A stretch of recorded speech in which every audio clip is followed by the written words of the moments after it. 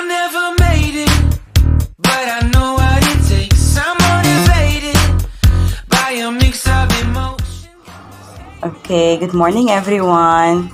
So ngayon, magluluto tayo ng breakfast. At ang ating lulutuin ay ang poha.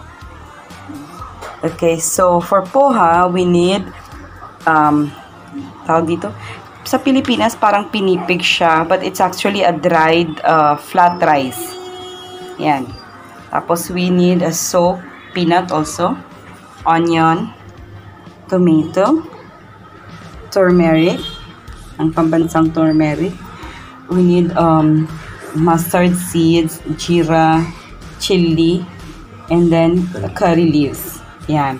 Actually, hindi ako ang magluluto, kundi ang asawa ko.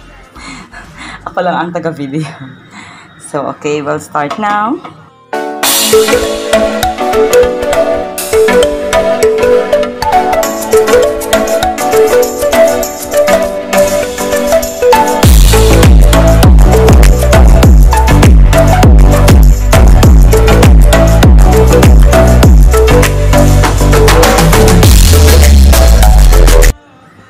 So, okay, so as usual, we are going to heat the pan with oil. So we use canola oil. Okay, this is rich in omega-3. So para healthy again, yan. Walang zero cholesterol. Ayan. Okay, so we'll heat the pan. And then ako ay magkakat ulit ng onion kasi sabi daw niya kailangan pa niya ng maraming onion. Okay, so mainit na yung mantika. We will going to put the mustard seeds and the jeera.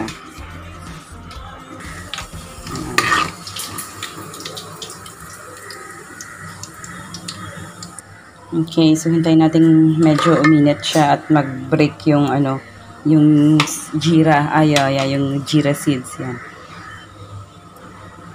And then next ilalagay natin yung ating curry leaves. Ayan, curry pata or curry leaves. Okay, so nilagay na natin yung ating curry leaves. Kakahaluin natin. Then, put it in a medium flame. Okay, so next is the peanuts. Ayan, sigalit.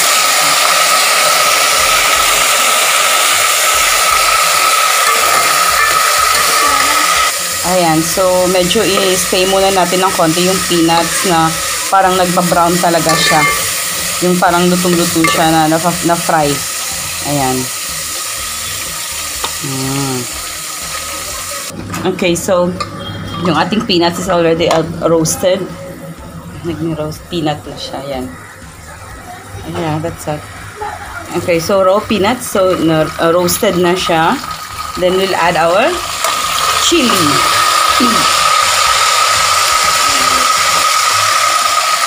And then our onion. So for poha, masarap siya pag maraming onion.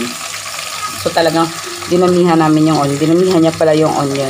Sinabi niyang mag-cut daw ulit ako. Ayan. So hintayin natin hanggang sa maluto yung onion talaga. Mix it. Okay, so yan na. So hintayin natin yung onion na mag-golden brown. Ayan. So palakihin natin yung ating apoy. Make it high flame. Ayan. Talagang lutong-luto siya. Okay. So we're going to put a pinch of salt. Hindi daw pinch of salt. And then how much? Oh my God, so much. Okay, so like 1 teaspoon of salt. Ayan. Ayan. So, as per, tinignan ko ngayon sa internet, yung poha pala sa atin parang correct. It's parang pinipig rice. Pinipig rice. Yung flattened rice, yan. So, kung gusto nyo gumawa sa Pinas, pwede din. Kasi pagkakaalam ko sa atin sa Pilipinas, meron tayong pinipig ice cream, pinipig crunch ice cream, gawa nito, di ba? Ayan. So, dito, alternative, gumagawa kami for breakfast. Ayan. So, lalagyan na natin yung ating tomatoes. Yan. Ayan, so we'll mix it there. Yan. Yan, see now. Oops. Okay, so we'll add our turmeric powder. Ayan. So as we know na maraming health benefits yung turmeric, di ba? So mayroon siyang anti-inflammatory, antibacterial, maganda sa basta ang dami niyang benefits. Kulang sa research. So ayan, antiseptic. So haluin natin ng mabuti yan. So lagi kaming gumagamit ng turmeric talaga if yung pagkain ng mga necessary nilalagyan. Kahit konti, kahit pag nagpa-fry kami ng manok or fish, pag nagmamarinate kami may turmeric lagi. Ayan. Ayan, see. So, hinugasan namin yung poha. Ayan, yung button rice. Hindi siya isusok, kundi huhugasan lang. Ayan, like that. Okay, so drain the water. Ayan. Ayan. So, ito na siya. Okay, so i-add na natin yung ating pinipig or the flattened rice. Okay. Then we'll turn it on a medium flame. Okay, so mix it evenly. Ayan. Okay, so we'll mix it well.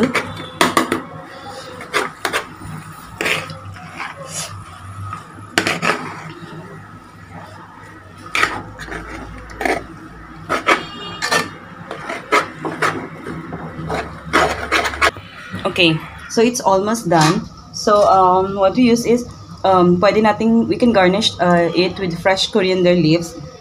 Pero wala kami, you can also use to garnish a fresh coconut, grated coconut. Ayan. Ayan. Grated coconut.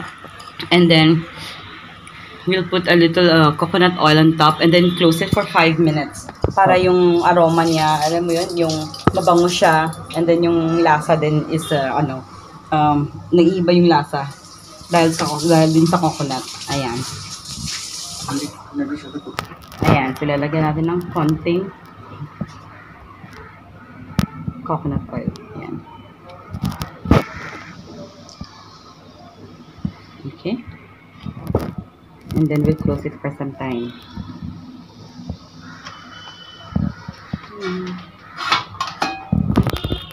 Okay, so ayan.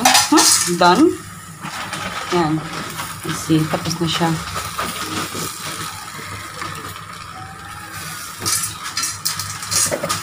Ayan. And syempre, yung partner natin is coffee. Ayan. Okay, so ayan na yung aming breakfast, partner with coffee. So ayan, hindi siya mahirap gawin, very simple, healthy, at paborito din ng lahat. Yan. So I hope you enjoy, and sana rin ma-share namin sa inyo yung aming mga foods na mga ginagawa or niluluto, but at least you can have an option sa mga niluluto natin. Kasi nga, wait babe, wait babe. Kasi nga, di ba sabi ko nga, hindi mahirap magluto, mahirap is kung ano yung lulutuin. So, sana maging option din po itong parang pinipig or flattened rice sa ating breakfast. Ayan. So, I hope you'll enjoy. Please do like and subscribe, please.